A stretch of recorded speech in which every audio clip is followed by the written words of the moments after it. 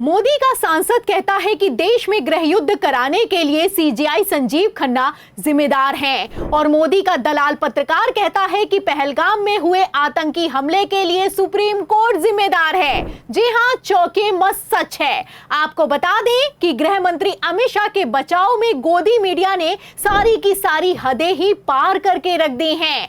खुलासा हुआ है कि गृह विभाग के आदेश पर सेना को हटाया गया और जब आतंकी हमला हुआ तो वहां पर एक भी सेना का जवान मौजूद नहीं था, जिसका फायदा आतंकियों ने उठाया और सेना की वर्दी में आतंकी घटना को अंजाम दिया है। तो कायदे से इस खुलासे के बाद गृह मंत्री अमित शाह को तत्काल प्रभाव से इस्तीफा दे देना चाहिए। लेकिन इस्तीफा देना तो दूर की बात है, गजब तो इस बात को लेकर हो गया है कि जब सुप्रीम कोर्ट को आतंकी हमले के लिए जिम्मेदार ठहराया जा रहा है। आपको बता दें कि जब से गोदी मीडिया ने बेशर्मी की हद पार की है, बवाल खड़ा हो गया है। तो ऐसा क्या कह दिया है गोदी पत्रकार ने, पहले आप बयान सुनिए, फिर सुप्रीम कोर्ट ने जम्मू कश्मीर पर क्या आदेश पारित किया और अमित शाह समेत अजीत डोभाल को आखिर क्यों इस्तीफा देना होगा, उस पर आते हैं। Problem in our country is we don't talk straight. There was no need, in my view, for the Supreme Court to waste time getting into whether 370 abrogation was valid or not. It was a waste of time because, with the greatest of respect to the judges, they will not take responsibility for the security situation. These are matters in which the governments and armies must be given a free hand. They do not need to be discussed ad nauseum by petition after petition and argument after argument in court. तो सुना आपने, कहना है कि supreme court कौन होता है article 370 पर फैसला सुनाने वाला। सुप्रीम कोर्ट सिक्योरिटी के लिए जिम्मेदार नहीं है, आर्मी और सरकार को फ्री हैंड होना चाहिए। तो क्या पहलगाम में जो हुआ है उसके लिए सुप्रीम कोर्ट जिम्मेदार है, ये कहना है अर्नब गोस्वामी का?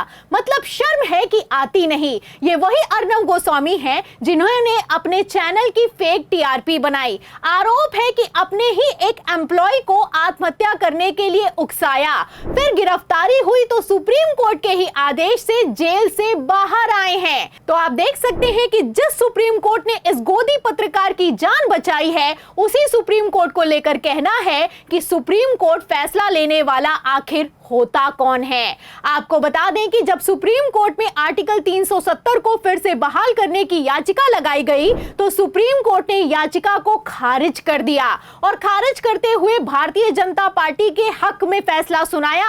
सुप्रीम कोर्ट ने कहा कि 370 फिर से बहाल नहीं होगा, वो कैंसिल ही रहेगा, पहली बात। दूसरा, सुप्रीम कोर्ट ने कहा कि जम्मू कश्मीर में सितंबर में 2024 में चुनाव होंगे। आपको बता दें कि सुप्रीम कोर्ट के इस फैसले की खुद प्रधानमंत्री नरेंद्र मोदी ने सराहना की और लिखा कि सुप्रीम कोर्ट का फैसला एक आशा की किरण है, एक उज्जवल भविष्य का वादा है। लेकिन आज जब अमित शाह के इस्तीफा देने की नौबत आ गई है तो भाजपा के इशारे पर गोदी मीडिया उसी सुप्रीम कोर्ट को टारगेट कर रहे हैं। कहना है कि सुप्रीम कोर्ट कौन होता है फैसला लेने वाला कि जम्मू कश्मीर में कब चुनाव होंगे, कब चुनाव नहीं होंगे। मतलब इन लोगों को शर्म है कि आती नहीं। जब जम्मू कश्मीर पर बोलते हैं तो मणिपुर को कैसे भूल जाते हैं? वहां पर तो बीजेपी की सरकार थी, वहां पर तो भारतीय जनता पार्टी का मुख्यमंत्री था, फिर भी 3 साल से मणिपुर जल रहा है, दंगे जैसे हालात हैं।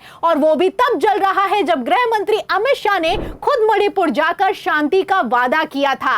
अरे वादा तो छोड़िए, जब सरकार गिरने की नौबत आई तो राष्ट्रपति शासन लगाकर किस तरीके से भारतीय जनता पार्टी ने अपनी नाक बचाई है, ये किसी से छुपा हुआ नहीं है। फिलहाल कैसे खेला चल रहा है, इसके लिए मैं आपको 2 तस्वीरें भी दिखा देती हूं। तस्वीरें आप अपनी फुल स्क्रीन पर देखें। आप देख सकते हैं कि आज जैसे गृह मंत्री अमित शाह जम्मू कश्मीर में पीड़ितों को दिलासा दे रहे हैं, वैसे ही मणिपुर के लोगों को भी दिलासा और भरोसा दिया था। लेकिन आज वही भरोसा टूट चुका है। अमित शाह के खोखले दावों की पोल खुल चुकी है। गोदी मीडिया ने बेशर्मी की हद पार कर दी है। इसी से आप अंदाजा लगा सकते हैं कि अमित शाह किस तरीके से अपने ही बनाए जाल में बुरी तरीके से फंस गए हैं। फिलहाल गोदी मीडिया चाहे जितना भी खेला कर ले, सच्चाई सबके सामने आकर रहती है। तीसरी महत्वपूर्ण बात जो जानकारी हमारे पास मिल रही है, सुरक्षा एजेंसियों का मानना है, खासतौर से होम मिनिस्ट्री की तरफ से और उच्च अधिकारी की तरफ से और इंटेलिजेंस एजेंसीज की तरफ से कि सुरक्षा में चूक हुई है। ये मजाक नहीं है। 2000 टूरिस्ट किसी एक पिकनिक स्पॉट पे हैं, वहां पर ना ही पुलिस बल की कोई तैनाती, ना ही सुरक्षा बलों की कोई तैनाती। हम देखते हैं जब अमरनाथ यात्रा होती है 10 मीटर, आपने भी देखा होगा 10 एक बड़ी मीटर खबर के हम बता बाद देते हैं अशरफ, जिसकी कि 2 विदेशी नागरिकों की भी यहां पर जान गई है। तो सुरक्षा एजेंसी का इनपुट है कि गृह विभाग की चूक हुई है। एक पत्रकार इतना बोलता भर है कि ग्राउंड रिपोर्टिंग की लाइव कवरेज को बीच में ही काट दिया जाता है।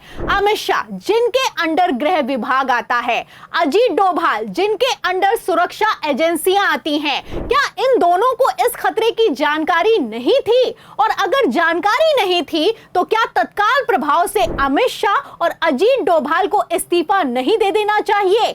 आपको बता दें कि जब 2008 में मुंबई हमला हुआ तो तत्कालीन गृह मंत्री शिवराज पाटिल और राष्ट्रीय सुरक्षा सलाहकार दोनों ने तुरंत इस हमले की जिम्मेदारी लेते हुए अपने पद से इस्तीफा दे दिया था। 2008 में सरकार को इस हमले के लिए जिम्मेदार ठहरा रहा था। गोदी मीडिया चीख रहा था, चिल्ला रहा था, लेकिन आज गृह मंत्री अमित शाह के बचाव में किस तरीके से सुप्रीम कोर्ट को टारगेट किया जा रहा है, या फिर यूं कहें गोदी मीडिया ने सारी की सारी हदें पार करके रख दी हैं, आप देख सकते हैं। साफ दिखाई दे रहा है कि गोदी मीडिया बौखला रहा है।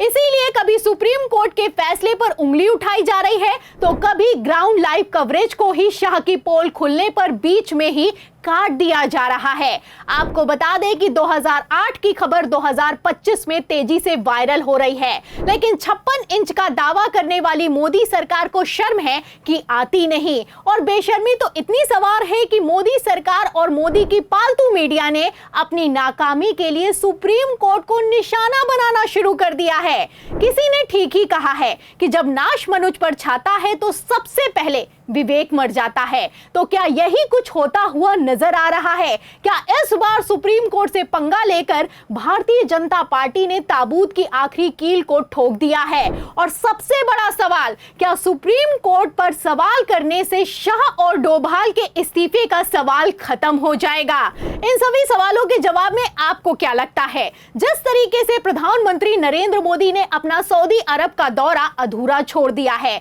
जिस तरीके से प्रधानमंत्री नरेंद्र मोदी ने आदेशित किया है और गृह मंत्री अमित शाह भागे भागे श्रीनगर पहुंचे हैं, जिस तरीके से पूरा का पूरा इकोसिस्टम काम कर रहा है और जिस तरीके से गोदी मीडिया ने सुप्रीम कोर्ट को टारगेट किया है, आपको क्या लगता है? क्या गृह मंत्री अमित शाह की कुर्सी इस बार बच पाएगी?